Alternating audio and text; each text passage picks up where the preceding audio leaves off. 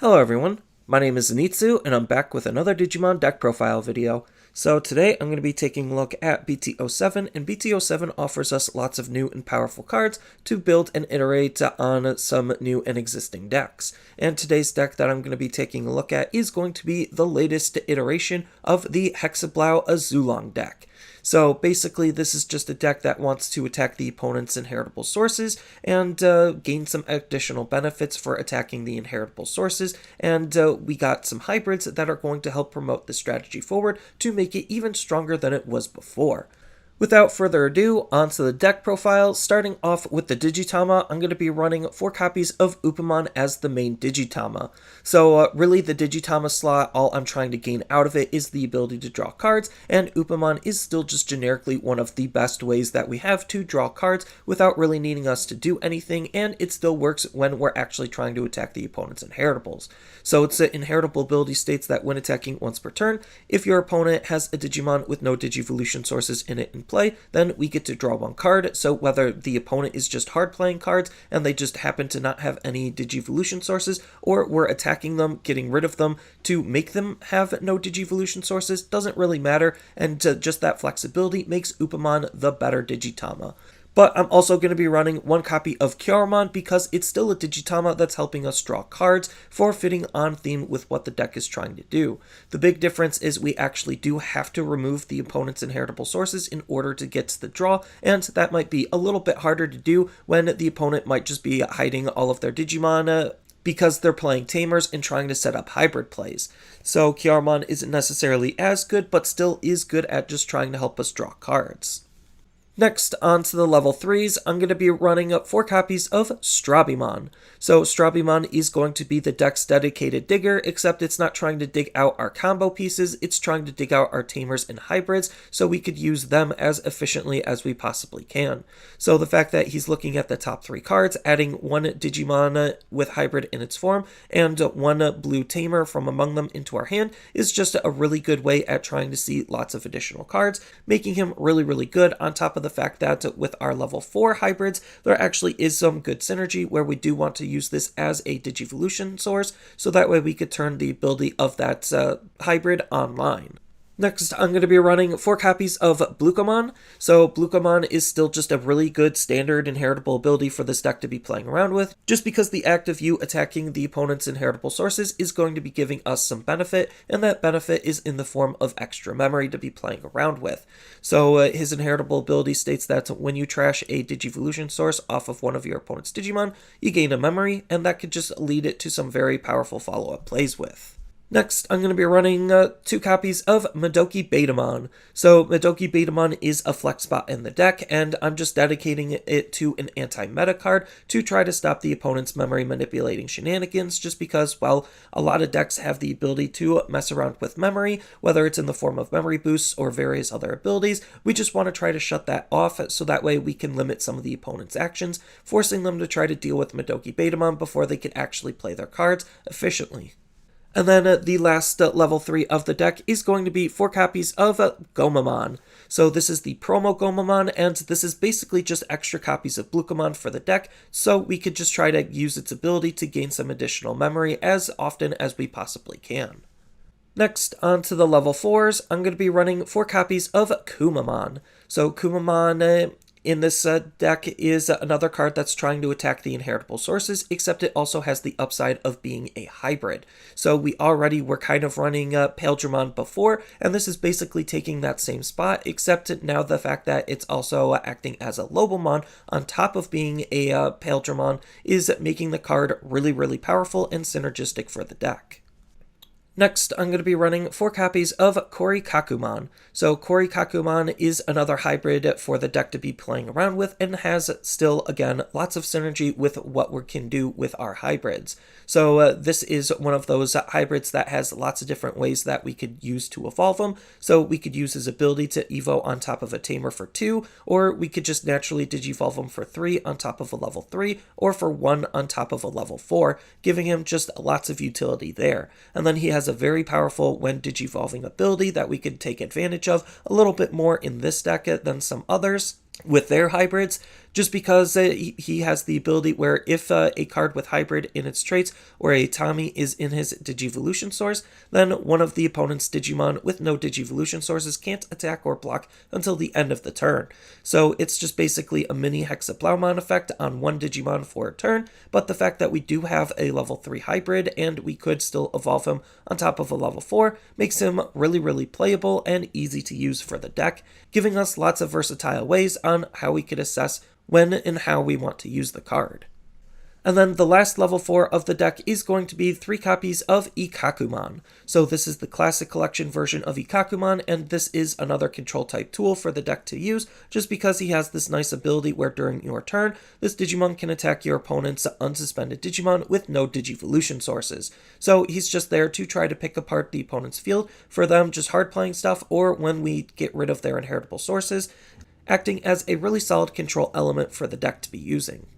Next, on to the level 5s, I'm going to be running 2 copies of CrysPaledramon. So CrysPaledramon is another card that's A, trying to get rid of the opponent's inheritable sources, and B, trying to boost our own level 6s to make them even more powerful than they normally would be, and allow them to deal more damage. So his native when digivolving ability is what's allowing us to pick apart the opponent's inheritables, where we get to trash the bottom of all of the opponent's Digimon. Granted, they're not going to have a super wide field, so it's not going to matter, but we're just going to use this card to hide in Raising for his inheritable ability, where during your turn, if an opponent's Digimon has no Digivolution sources in play, then it gains security attack +1, allowing us to punch even harder into the opponent's security than we normally would.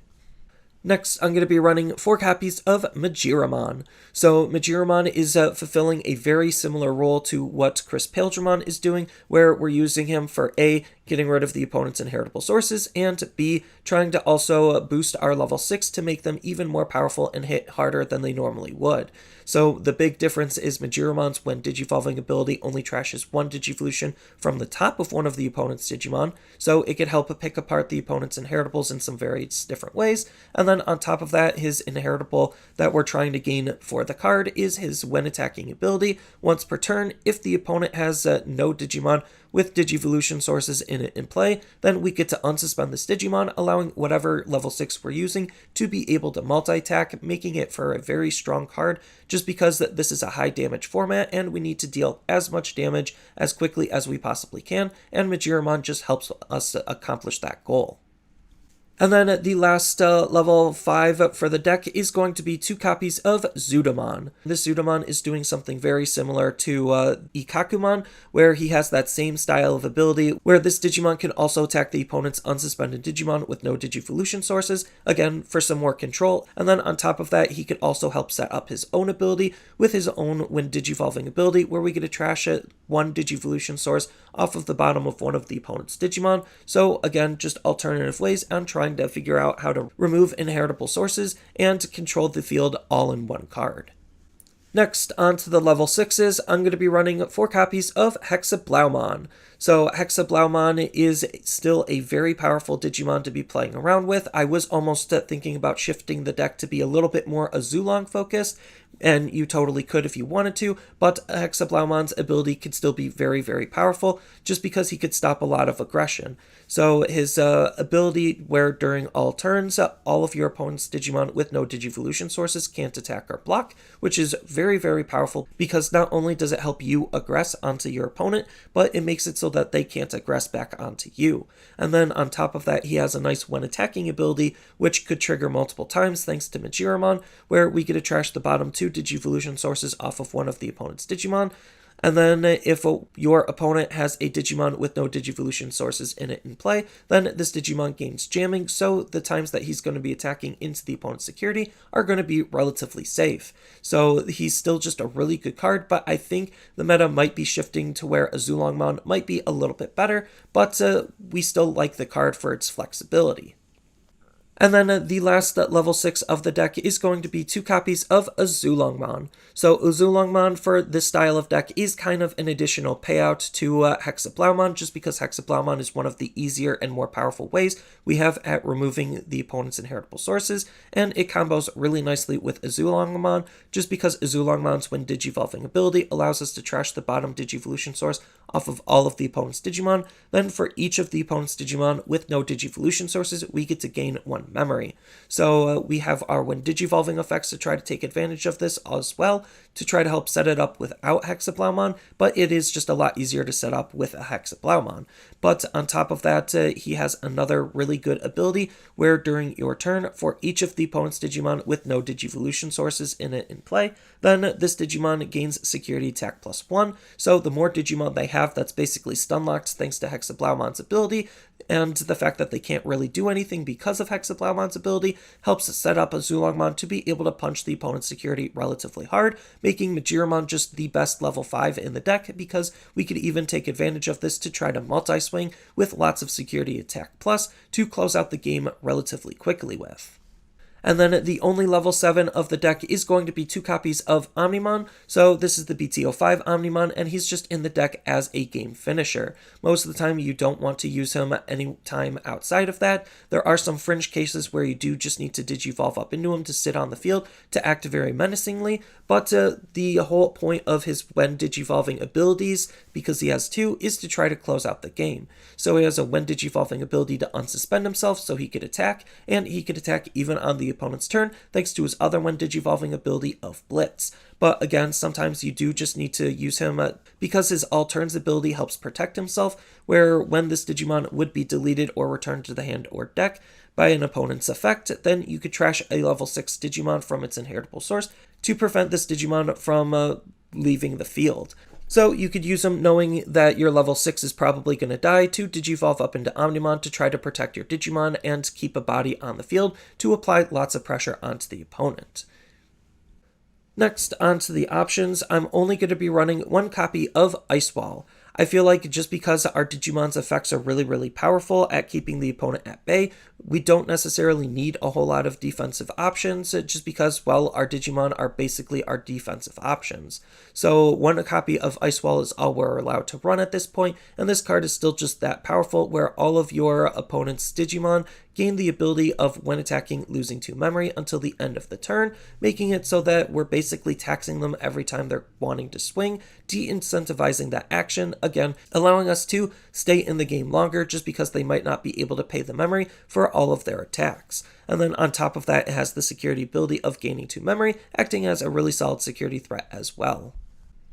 And then also part of the reason for the lack of option space is going to be because we're playing a lot of Tamers, and some of those Tamers are taking up those option spaces as well,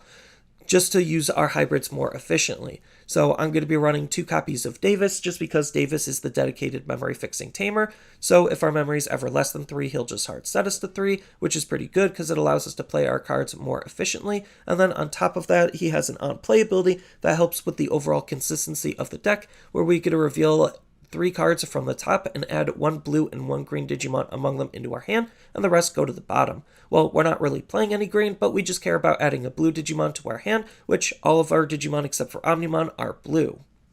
Next, I'm going to be running 3 copies of Sora and Joe. So Sora and Joe is another really fantastic tamer for the deck, not only as a tamer for our hybrids, but just because the ability where when our blue Digimon attacks, we get to suspend this tamer to trash up to 2 of the Digivolution sources from the bottom of one of the opponent's Digimon is really good at just trying to, again, continuously try to pick apart their inheritable sources, so they have Digimon with no inheritable sources in play to take advantage of our Digimon's abilities. And then on top of that, it also has a nice ability to help us gain some additional memory, and the more Sora and Joes we have on the field, the more memory we could start our turn with, just because this card does stack, unlike our memory fixing tamer, where at the start of your turn, if the opponent has a Digimon with no Digivolution sources in it in play, then we get to gain 2 memory. So for each Sora and Joe we have on the field, we could gain lots of memory to play around with it during the start of our turn. And then the last tamer of the deck is going to be 3 copies of Tommy, just because, well, Tommy, again, is trying to attack the opponent's inheritables for literally just using the card, and he's also a really good card to synergize with our hybrids because he's a tamer with an inheritable ability. So his on-play ability allows us to trash 3 cards from the bottom of one of the opponent's Digimon, so again, just more sources on trying to remove the opponent's inheritables, and then on top of that, he has a nice benefit for our hybrids, where when attacking once per turn until the end of the opponent's next turn, one of the opponent's Digimon with no Digivolution sources can't attack or block. So again, it's just trying to stunlock the opponent's Digimon so they can't really do anything, even as low as level 4s, just because we could use this in combination with our hybrids to just pick apart the opponent's inheritables and then stunlock their Digimon repeatedly. And then we still have some really solid and flexible options on other tech and tools that we could run inside of the deck, depending on the types of cards you want to lean towards and shift to, and how you want to best support the deck. So if we do have another anti-meta card in the form of Ikkakumon to stop the opponent from being able to reduce their Digivolution costs, which a lot of the hybrids on the level 5 slot do, and there are some other cards that want to do that as well. So Ikkakumon can help shut off those actions. And then on top of that, we do have another really solid level 3 that's playing on theme with the deck of attacking the opponent's inheritables in the form of classic Gomamon. And if we are leaning a little bit more into the hybrid space, then we also have Bulucomon to think about playing with, just because he could search out our hybrids and he could search out our tamers as well. And he makes our hybrid evolution free when we're digivolving them off of a tamer.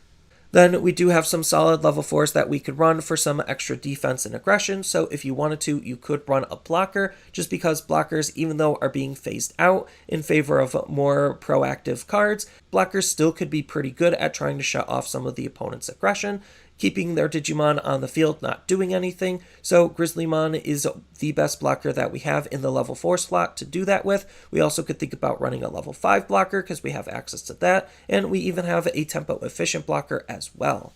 Then we could just run some other level 4s that you feel like would best synergize and support the deck. So if you wanted some more card draw and have an actual security threat, then Korikakumon could be a really good card to help promote that style of play, where we could draw lots of cards with his on-play ability and have a surprise Digimon pop out of nowhere to start evoing with right away or just swinging with in the form of his security ability.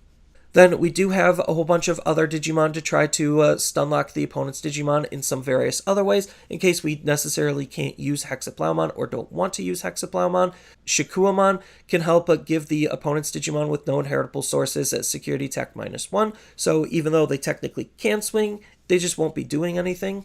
And then we even have Daipenman to help turn off the opponent's level 3 aggression. So he has 2 really strong abilities where we get to draw a card for each Digimon the opponent has with no Digivolution sources. So he's a good way at just trying to help find our parts and pieces, especially our level 6s and our win conditions. And then his Stunlock ability requires you to have a hybrid in its trait in order to get that ability to turn off the opponent's level 3 aggression. But we're already running lots of hybrids, so it's not like it's that hard of an ability to meet. And then if we are going a little bit more hybrid focused, we even have Beowulfmon as a really good way to reuse our level 4 hybrids. So he already is going to be a card that's memory efficient, just because if we're using him on top of a tamer stack, then we could basically evo him for 1 as a level 5, which is pretty good, allowing us to use him and then easily go up into a level 6, or just go up into a level 6 right away. But we actually want to use him because his when attacking ability not only bounces one of the opponent's Digimon back to their hand, but it also bounces one of our hybrids from his inheritables back to our hand, allowing us to reuse our hybrids efficiently.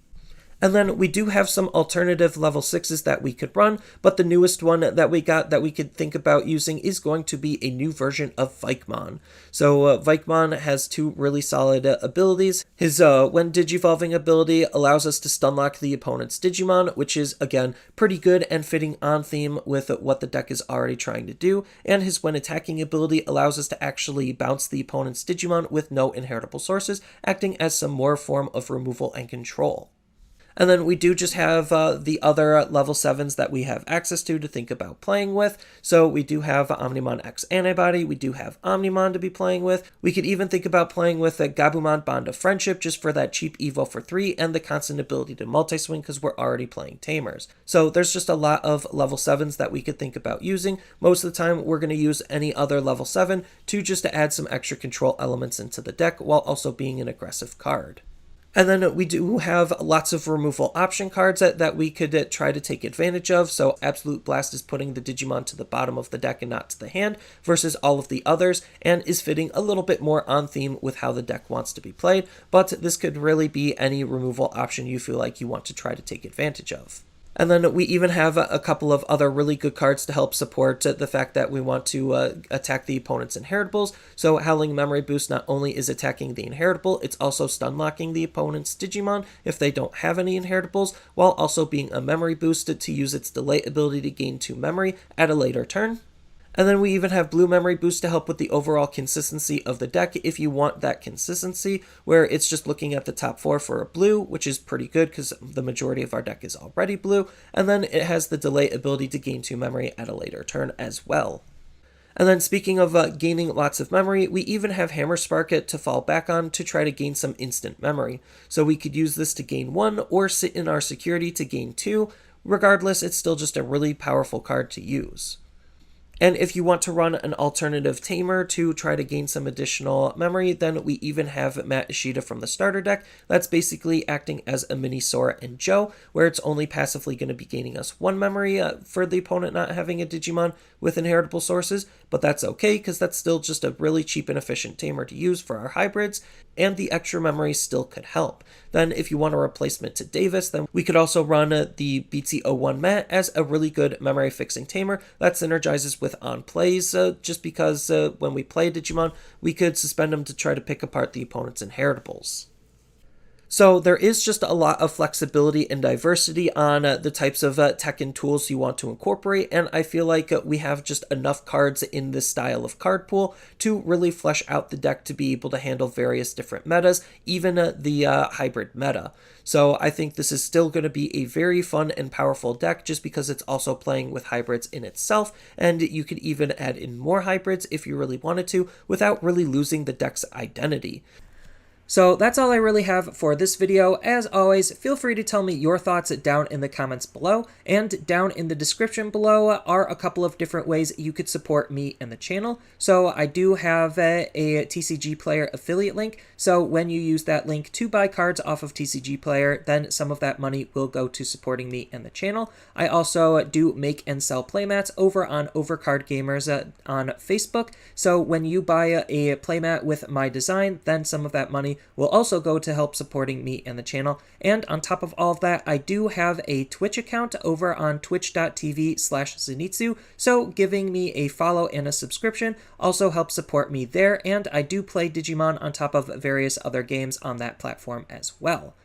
So thank you everyone for watching, and as always, don't forget to like, share, and subscribe for more content, and I'll see you in the next video.